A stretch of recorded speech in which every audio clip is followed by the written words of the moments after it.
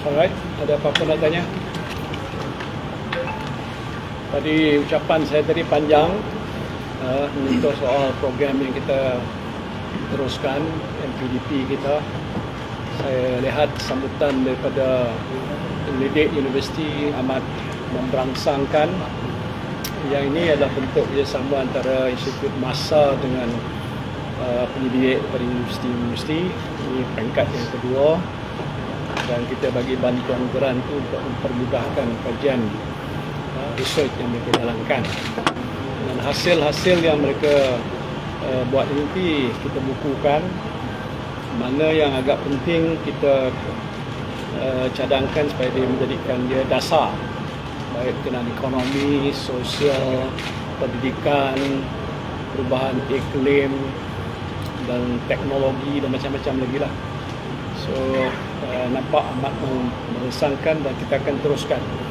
Ini adalah satu sumbangan Institut Masa Depan Malaysia atau Masa kepada pembinaan dasar-dasar negara yang bagi saya cukup penting.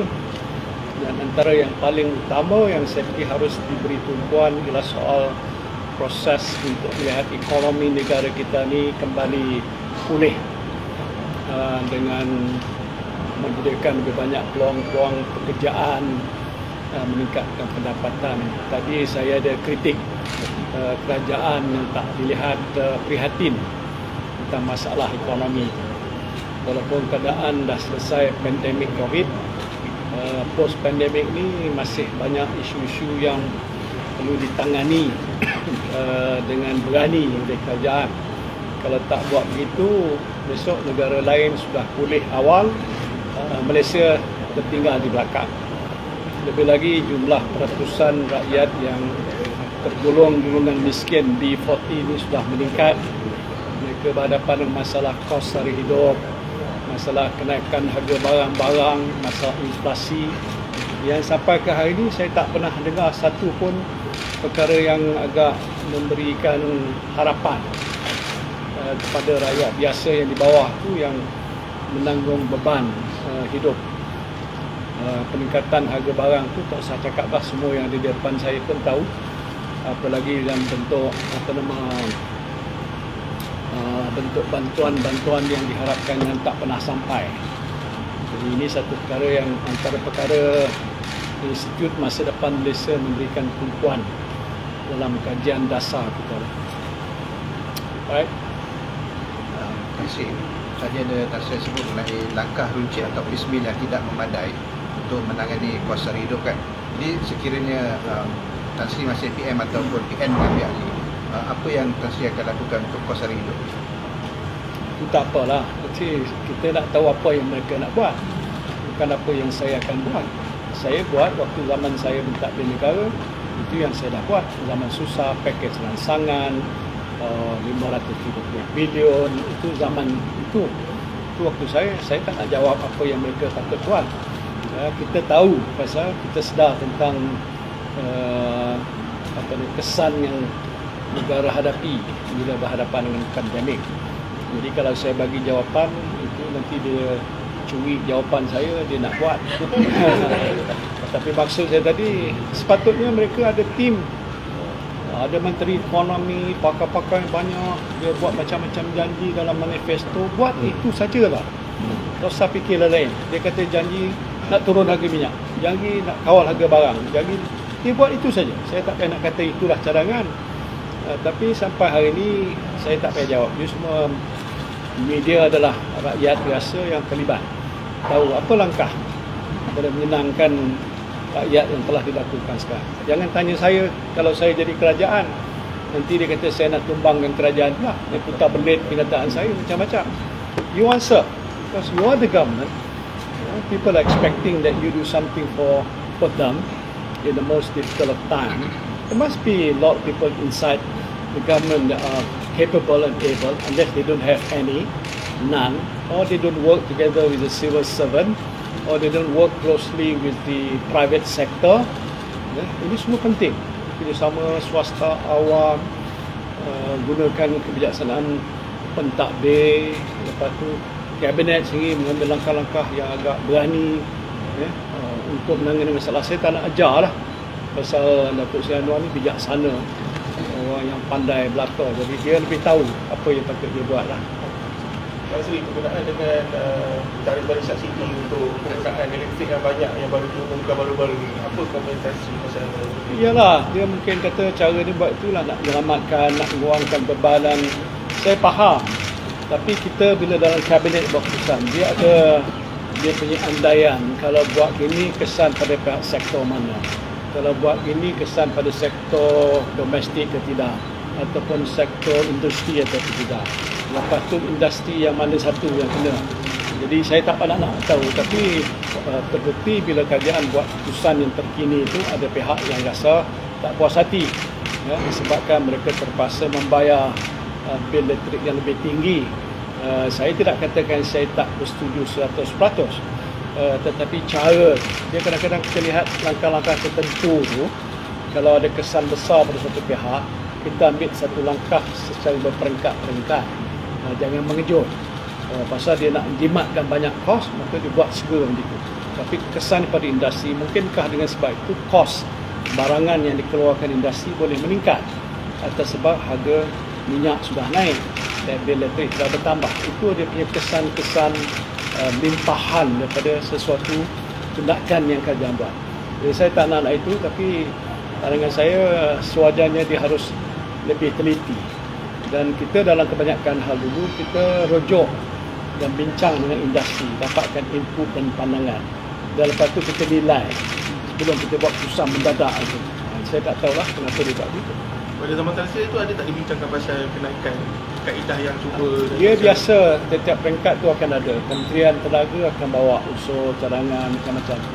Tapi kabinet buat keputusan. Saya tak pandai sebab, tapi tahu waktu zaman saya dia ada kesan macam ni. Tanya balik, ada? Tak ada, dia jawab lah. Because we are very careful. Betul. Oh, dengan cara ini kita boleh jimat belanja entah berapa bilion apa. Betul. Itu pasal nak mengurangkan kos, kan, betul. Tapi nak kaji juga kesan pada sektor-sektor. Kalaupun dia betul, tapi adakah patut kita buat secara sekaligus ataupun secara peringkat-peringkat? Apa pula kesan pada pihak pengguna?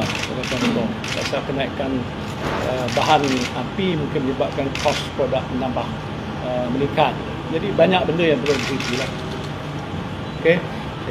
Mungkin boleh komen mengenai penangguhan pemilihan bersatu. Ada dakwaan kata penangguhan dibuat sebab dia ada kekurangan pelapis untuk menggantikan Tan Sri. Tak betul. Langsung tak ada. Ramai pelapis ni sebelah kiri ni, pelapis saya. Ada kat luar sana pun banyak pelapis. It's not that reason. Kita tak payah nak jelas kepada awam atas sebab musabab. Tapi Majlis Tinggi dah membuat kajian. Satu ialah kerana ni PRN dan sebagainya. Ada benda-benda yang lebih utama yang perlu kita betulkan.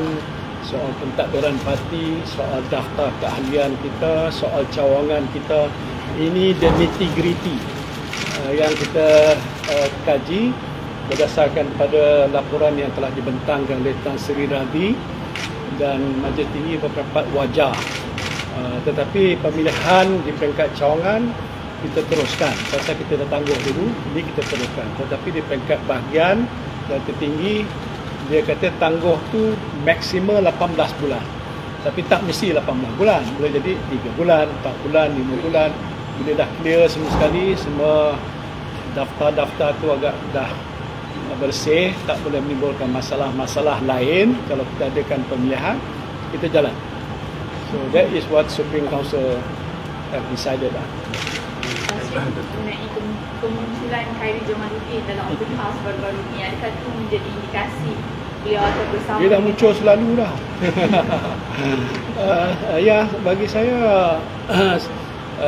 semua orang mengharapkan Khairy akan menyertai Perikatan Nasional. Dia dah jumpa saya lama dulu, iaitu selepas saya saja dia dipecat daripada UMNO. Dia minta jumpa, saya jumpa, kami bincang secara terbuka. Hala tuju dia, harapan parti kita. Dia adalah seorang tokoh politik muda yang berkaliber. Sebenarnya dia tak mohon nak masuk. Saya sebutkan sini, saya tawar dia menyertai. So it's not that he applied to join, which he has not applied, but I offered him. So that offer is still there. Mana tawaran tu masih ada. Hari tu bila dia datang, saya tanya lagi, Khairi bila lagi? Dia beritahu bila dia kata datang jumpa saya ni, dia punya benda ni macam cair. Cair tu mana macam dia tak boleh buat apa-apa. But it's okay. Kita tak ada nak menggesa dia. Tapi harapan kami dalam bersatu ialah beliau menyertai kita, membantu kita, bina kekuatan parti kita, kerana saya fikir semua orang dah tahu apa yang dah berlaku dengan UMNO ni. Hampir-hampir hancur lebur dibuatnya. Rumah UMNO dah jadi sarang DAP. Tak maaflah saya nak kata itu, yang ini mungkin menghancurkan harapan sebahagian besar dari UMNO. Jadi saya tak payah nak cakap itu. Bagi parti seperti Bersatu, kita tahu ada tuju kita, that we fought for all Malaysian, tahankan semua hak masing-masing, dan kita dah buktikan dalam PRU yang lepas, gabungan parti Bersatu PAS ni agak begitu didokong majoriti orang-orang Melayu, dan jaya jangka mungkin ke hadapan lebih ramai juga yang bukan Melayu juga akan melihat bahawa parti kita parti yang agak terbuka untuk semua. Sebab itu kita ada bersekutu, Friends of PAS. Makna kita ni gantian terbaik untuk nak menguruskan masa depan negara kita lah. So we leave it to KJ. When he wants to make his decision, it's up to him. Kita tak ada orang kata gesa sangat. Dia very intelligent guy. He knows when the time is right. But I hope he also understand that election at the state level is coming up very soon. Katanya Dewan Negeri akan terbubar bulan Jun ke. Jadi tempoh masa ke depan tu sudah terhad. Jadi kalau saudara KJ boleh fikirkan baik-baik, this could be the better time lah. It's up to him, but he's expressing apa yang saya fikir agak wajar. Did you offer him any positions, maybe MB somewhere ke? No. And he's open also. At the same time, he said there's no game changer. He is willing. If he comes in, he said at that time, there's no demand, which is fair. He knows what politics is all about. Jadi kita tak apa. Itu hal-hal sebegini antara pimpinan kita, biasa kita bincang, kita ronding. Kita tak ada benda nak selindung. Cuma satu saja, saya kata kalau dia menyertai Bersatu, saya nak tawarkan dia kedudukan dalam majlis tertinggi parti. Pak Sandi dah bincang dengan rakan-rakan saya, kita ada 2 kekosongan. So if he is willing lah. Ini bukan bait, bukan orang kata umpan. Tak ada aja, because we know that he can contribute. So there is this high position in the party, which I leave it to him to decide lah. Siapa dia. Kita dah menghampiri PRN. Adakah pembahagian kerusi semua dah hampir selesai? Hampir selesai. Kita akan adakan mesyuarat majlis tertinggi PN pada 2 ke 3 bulan depan. Dan sementara itu ada tempoh masa seminggu lebih ni. Saya dah arahkan pada tim perunding parti-parti, iaitu daripada Bersatu yang diketuai oleh Datuk Faizal, PAS diketuai oleh Tuan Ibrahim, tak silap saya lah, dengan Dominic daripada itu, untuk selesaikan. It's just a few more seats, 1-2 kursi. So when that is done, jadi kita akan dapat tahu kursi siapa. Lepas itu kita akan minta senarai nama-nama bakal calon yang sesuai. Kita akan letakkan di kursi-kursi yang kita nak tandingkan. Setakat ni PN dah mengutamatkan ke calon-calon menteri besar untuk di Negeri Sembilan, Pulau Pinang dan Selangor kalau perikatan? Kita ada dalam pemikiran kita, tapi kita tak bincang. Kerana bagi saya yang penting soal kursi itu nak selesaikan. Calon-calon nak tanding di Don-Don tu kita akan tentukan. Tapi pasti akan sampai masa sesuai, bilalah kita akan bincang soal siapa bakal itu. Tapi kemungkinan tak perlu kita umumkan di waktu mana, dah lepas pilihan raya besok dah menang siapa yang layak dan diperkenankan oleh Sultan, kita hantarlah nama, insyaAllah. Alright. Mengenai gabungan PN, Baru-baru ini Perdana Menteri ada menawarkan perdamaian kepada Tuan Guru Hadi. Adakah Tan Sri melihat ini Perdana Menteri ada menawarkan perdamaian kepada Tuan Guru Hadi lah. Adakah Tan Sri melihat ini satu cara untuk memecah belahkan PAS dengan Bersatu? Setakat hari ini saya tak ada maklumat itu. Saya pun baca juga berita itu. Saya juga terbaca berita yang mengatakan PAS tak terima tawaran itu. Saya baca berita. Biasa kami tak tunggu berita laporan ni. Kita dalam mesyuarat nanti kita akan dimaklumkan kalau ada apa-apa cadangan ataupun ada tawaran dan apa pendirian parti, kita putuskan di situ. Jadi setakat ini saya tak maklum lagi lah. Jadi saya baca, tak wajar saya nak komen betul. Nanti dia kata, saya tak kata itu, saya tak ada tawaran. So, tunggu sajalah mesyuarat ini. InsyaAllah. Okay? Thank you.